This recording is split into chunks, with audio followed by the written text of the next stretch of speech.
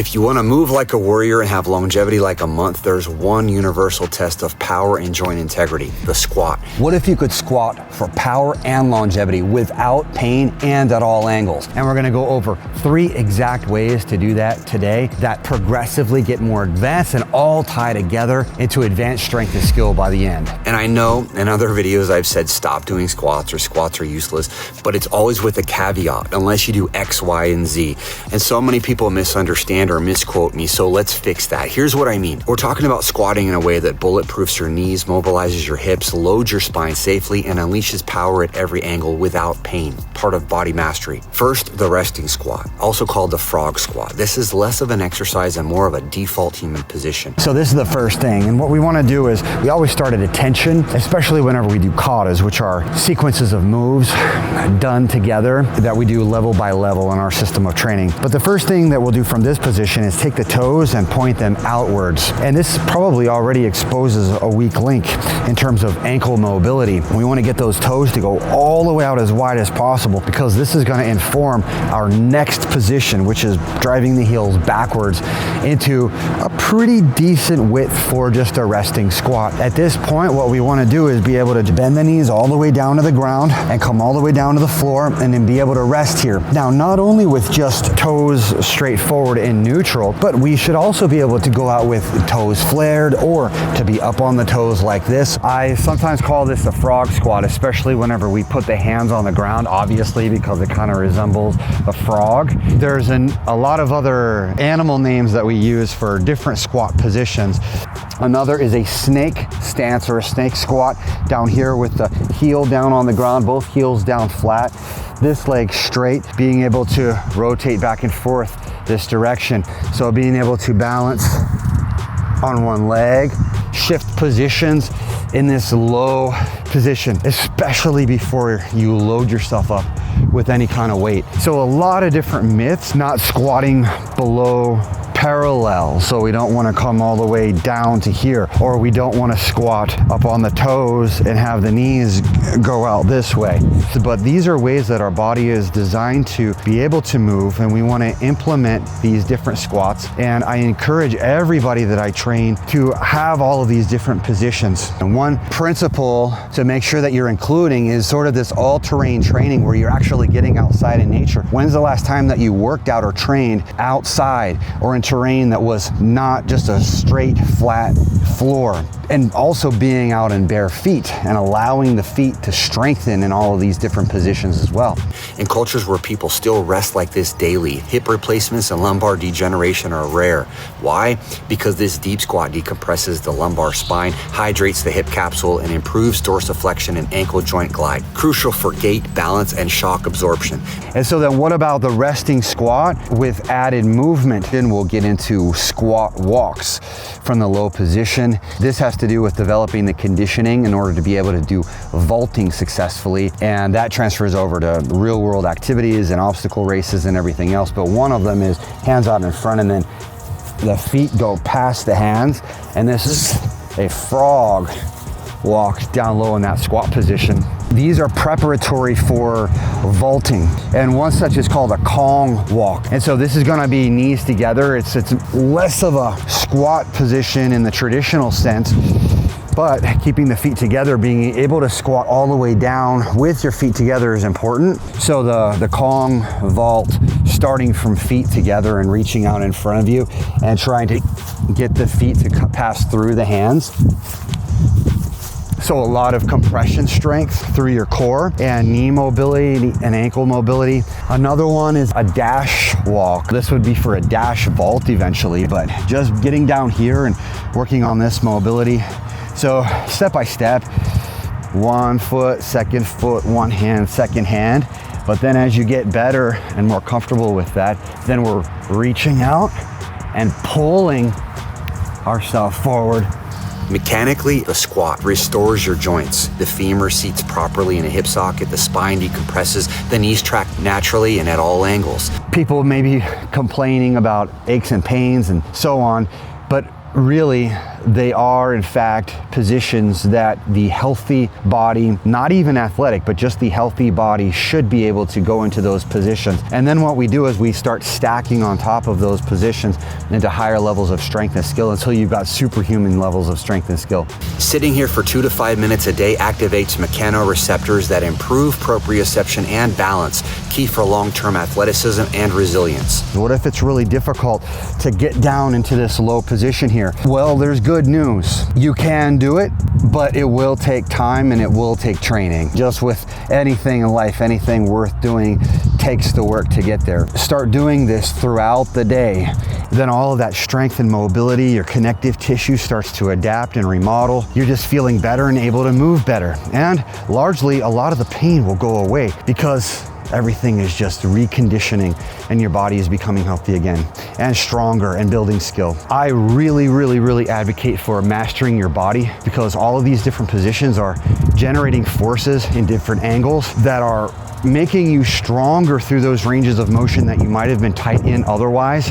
That would be complete zero weakness. For example, if a person is able to lift a heavy weight through a certain range of motion, but then they get into another range of motion where they're tight or stiff or whatever, then that's going to be zero strength. And when you average all of that out, the total strength is going to be dropping down versus a person if they have higher levels of flexibility. And I don't just mean just to be flexible, but higher levels of flexibility and then strength running through all of those ranges of motion. The average level of overall strength is much higher, and then it lasts longer, and then you're not susceptible to all the aches and pains. You don't feel old, you have longevity, and then you can build towards the superhuman strength and skill. Second, the jump squat. And once the foundation is mobile, it's time to build spring.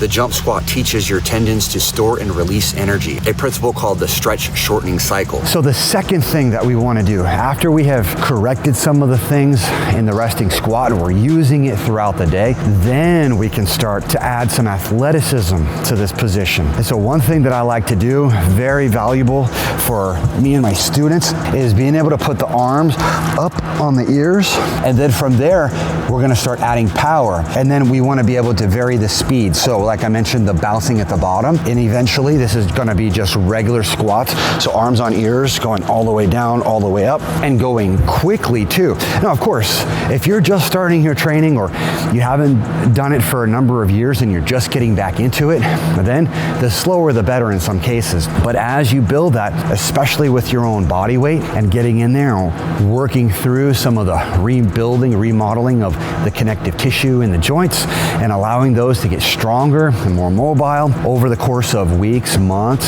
sometimes years, we're going through the full range of the squat. Then eventually, we're not just going to end there, okay? We're going to increase the speed of that squat. So going down and all the way up, and you're going to see that I'm already starting to come off the ground a little bit, lifting, and eventually we want to be able to do squat jumps all the way up into the air and then all the way back down. This is your body's natural plyometric system, recruiting type 2 fibers and increasing explosive power while training your body to land safely. Biomechanically, you're loading the hips, knees, and ankles in vertical force production, but only if you land soft, quick, and light. This is where most injuries occur, not during the jump, but during your landings and life. We could do the math and run the equations in terms of physics and see how much force is being applied there. So as we're accelerating towards the ground, we're getting a couple of G's there, 2-3 times body weight of force. As we receive the ground and come all the way down low, if we're in motion still, absorbing that and coming right back up into the air. This can also go for distance too. We do this one all the time, challenging the students with this one, building strength, but more so it's the mental strength of pushing through nonstop. And so doing massive laps, like for example, all the way down the field, jumping, landing in the low squat, jumping, landing in the low squat.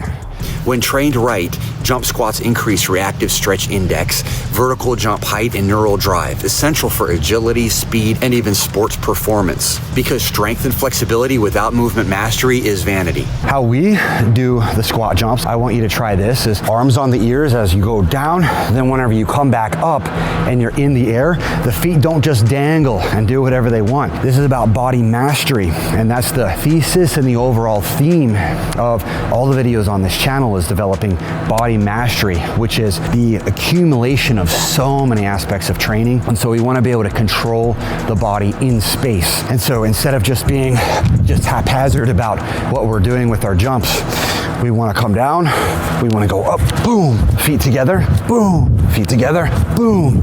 So that's building that athleticism, the speed, the power. But again, starting off with the resting squat, building through the mobility, adding that full range of motion, increasing in speed until you start to get some lift off. And then you have the power, and then you're dealing with ballistics.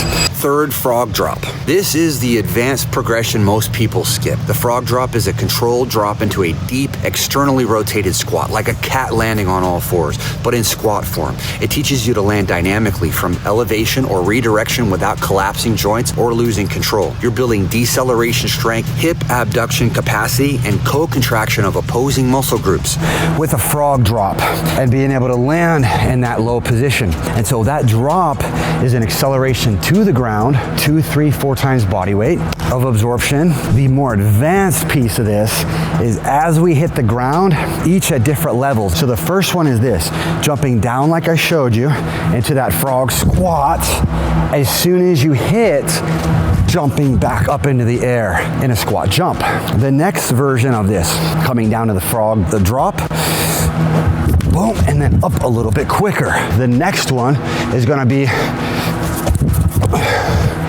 coming down and then getting off of the ground before the hands touch the ground. So this is a little bit scaled up, a little bit more advanced. So hitting, boom, and quickly getting back off of the ground. Through a scientific lens, the frog drop strengthens the posterior chain under eccentric load, improves hip rotational control, and engages stabilizers like the glute medius and adductors. Key for knee health. So as far as drops go, being out here, so high jumps and coming down low. We can use the hand in a frog drop position. All of these different angles and things too. Tuck jump, coming down, catching. Straddle jump, down low, catching. Even back flips. And landing low. Here's the super ballistic Shaolin stuff. And having that mobility and strength at all of those angles.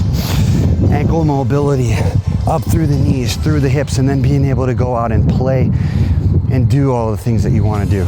Now, all of these drills are fantastic, and when you put them together, you're building powerful legs, extremely powerful, because you're dealing with incredible forces, and that's going to propel you to higher levels of skill. It also enhances myofascial integrity across the spinal lines of the body, allowing you to absorb shock in unpredictable angles. What's awesome is that this progresses to more advanced levels of free running katas, like in Powerbatics, to single leg squats, W-sits, and other flexibility and strength, because it's only one small piece of a much larger puzzle of you gaining body mastery, just like all the students at Pacific Rim Athletics. If you're not doing the other things, so this was just, it was whole body, but it primarily focuses on a lot of the knees and the hips. And if you're not also building the core to be able to deal with the shock, or the arms to be coordinated with the rest of the body, then there's gonna be other weak links and other cracks and things like that that have to be resolved. And so I deal with some of those on other videos on this channel. And so you're more than welcome to go and check those out and watch those. This is a step-by-step way of building power and longevity for not only your legs, but your entire body through the squat. See you in the next video and in training soon.